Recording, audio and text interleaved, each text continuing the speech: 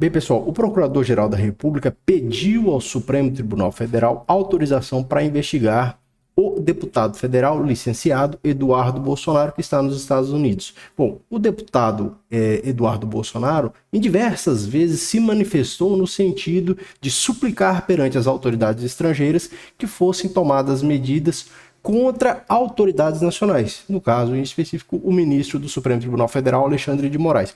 O que acontece? Isso não é novidade, eu quero que você preste muita atenção, você vai entender o que eu estou falando, não é novidade, eu já abordei isso, já abordamos aqui no canal do Delegado Flaviano, quando eu abordei com você justamente essa possibilidade de sanção a ser perpetrada pelo governo dos Estados Unidos da América em face do ministro Alexandre de Moraes. E abordamos também lá no canal do País Democrático, eu estava vendo aqui, eu mostro para você, presta atenção, eu falei disso aqui, esse comportamento do deputado federal Eduardo Bolsonaro poderia ser compreendido pela Polícia Federal ou pela Procuradoria-Geral da República como uma infração penal, especialmente, eu falei dessa prevista no 359-I do Código Penal, que se trata da negociação com o governo estrangeiro. E aí eu vou mostrar para você o pedido aqui da Procuradoria-Geral da República, que fala da coação no curso do processo e do 359L do Código Penal, e vou dizer para você o seguinte, isso aqui não se trata de ser petista, de ser bolsonarista, de ser de esquerda, de ser de direita, se trata de legislação. Por isso que eu digo de forma muito tranquila, isso já era previsto, isso não é novidade, né? O comportamento praticado pelo deputado federal Eduardo Bolsonaro e por outros indivíduos que estão lá nos Estados Unidos e ficam coisas como Trump, salve o Brasil, sabe? Esse tipo de coisa, em tese, pode configurar uma infração penal. Então não é novidade. Flaviano, você é o petista. Não é petista, pô, isso é legislação. Isso é legislação. Eu tento aqui manter o máximo possível de neutralidade ou centralidade e abordar em face da legislação. Flaviano, mas você está defendendo... Não estou defendendo, estou defendendo o sistema jurídico. A legislação, ela é dessa forma. Então você vai dizer, não, essas leis são petistas, essas leis é de esquerda. Tudo bem, né? A gente até vai reconhecer que a nossa Constituição Federal, ela é marcada por uma proeminência social, né? Há uma presença muito forte ali de questões que são afetas ao socialismo, né? ou algumas ideias de redistribuição de riqueza e repartição ou diminuição da desigualdade social, né? A Constituição é muito marcada por isso, por uma defesa social, uma defesa das liberdades individuais, isso a gente vê, né, no preâmbulo da Constituição. E aí o que eu quero abordar com você? Primeiro, por que isso lá no Supremo Tribunal Federal? O deputado federal Eduardo Bolsonaro não está licenciado? Ora, se ele está licenciado, ele mantém o foro por prerrogativa de função? Eu vou responder isso para você aqui nesse vídeo, então você vai acompanhando. E a segunda questão isso vale...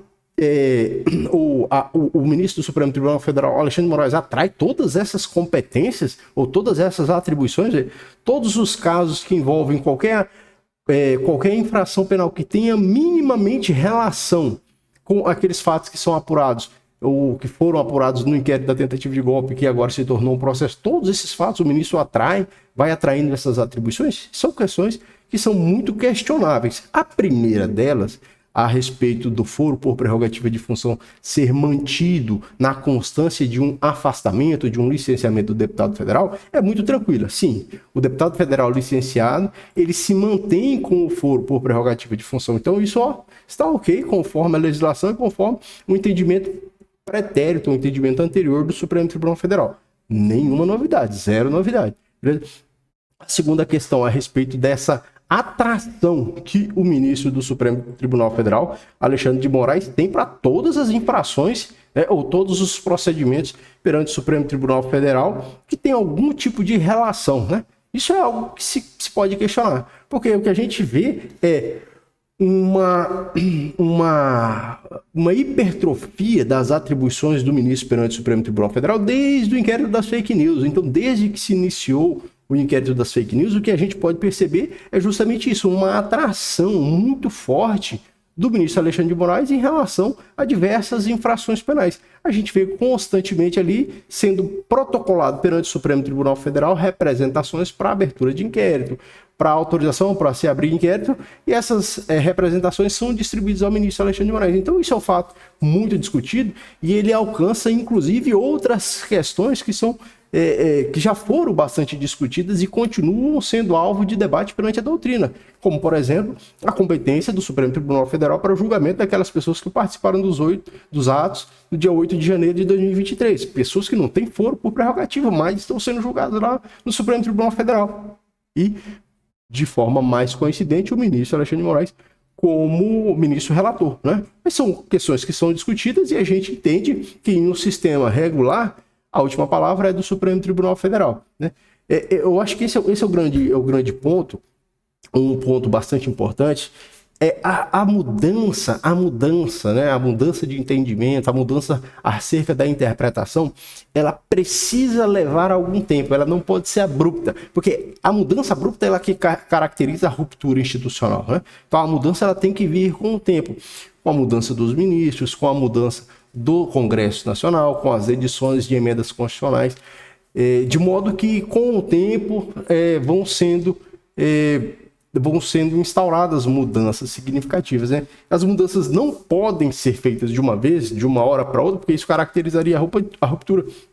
E olha como a Constituição confere importância a isso, quando ela estabelece que algumas questões constitucionais não podem nem ser modificadas, né? Então não se pode, e isso está lá no artigo 60 da Constituição, não se pode admitir determinadas propostas, não se pode nem admitir as propostas que tendam a abolir determinados direitos, por exemplo. Então tem coisas que não tem nem como mexer, né? Só teria como mexer em caso de uma ruptura, ou seja, de uma nova Constituição. Mas uma vez que o ministro tem autorizado a instauração desse inquérito, aqui a Procuradoria-Geral da República trabalha com 3 infrações penais aqui, né? Que elas somadas têm uma pena bastante significativa, sem contar a possibilidade, no curso do inquérito policial, ser verificada outras infrações penais e mais à frente, ou seja, mais à frente, próximo da conclusão das investigações ou após a conclusão, a Procuradoria-Geral da República entenda pela existência de algumas outras infrações penais ou entenda pela inexistência de infrações penais e o Supremo Tribunal Federal, ao decidir, também entenda de uma forma diferente. Mas até então, a Procuradoria-Geral da República apresenta essas infrações penais, o 344 do Código de Processo Penal, que trata da coação no curso do processo. Então vamos lá, tem um processo correndo, e esse comportamento do deputado federal Eduardo Bolsonaro, segundo a visão da Procuradoria-Geral da República, apresenta uma coação em face de autoridades, porque de lá dos Estados Unidos, o deputado federal adota comportamentos tentando intimidar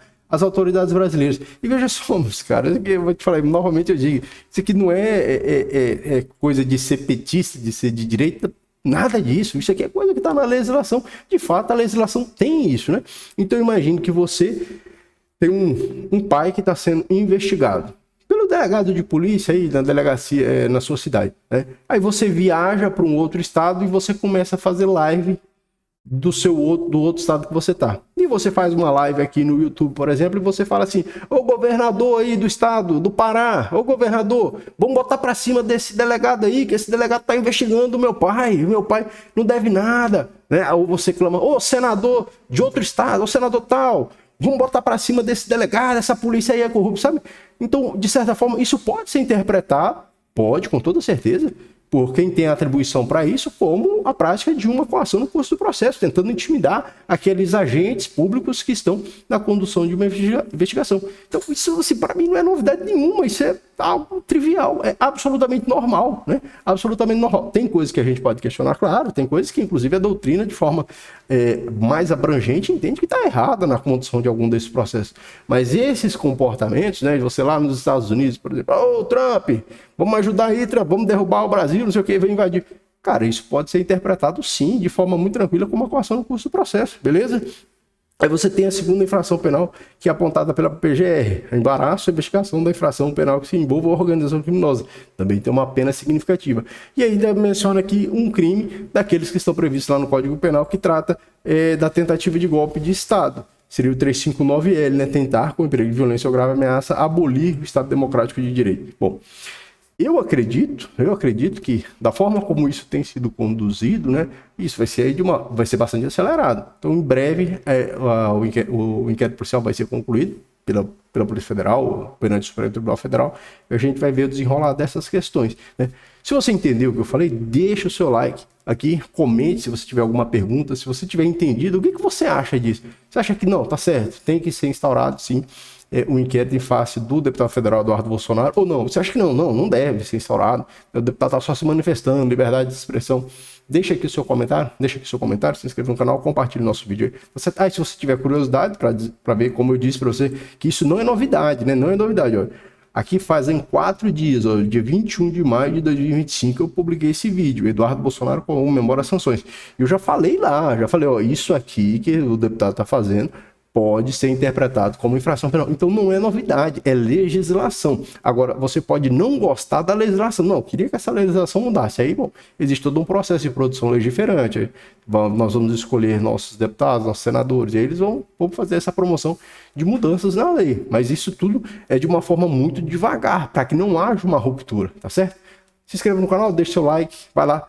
Eu te convido a estar aí, ó, País Democrático, procura aí, você vai estar vendo esse vídeo aí, você vai ver como isso aqui não é novidade, né? Tá certo?